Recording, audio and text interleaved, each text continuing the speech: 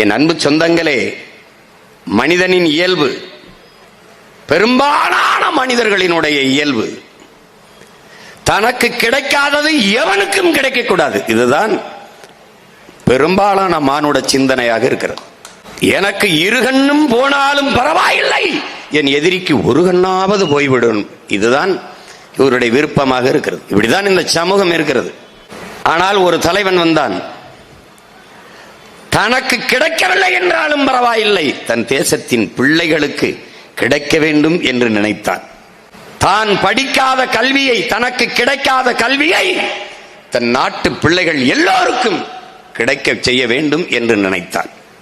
ஒரு பிள்ளைகளை கூட பெறாத அவன் ஒட்டுமொத்த நாட்டின் பிள்ளைகளையும் தன் பிள்ளைகள் போல நேசித்து படிக்க வைத்து கல்வியறிவு பூட்டினான். ஒரு நாட்டின் செல்வத்திலே ஆகப்பெரிய செல்வம் அறிவு செல்வம்தான். வளத்திலேயே சிறந்த வளம் அறிவு வளம்தான். அந்த அறிவு வளத்தை பெருக்கிய பெருந்தகை நம்முடைய தாத்தன் காமராஜர் அவர்கள்.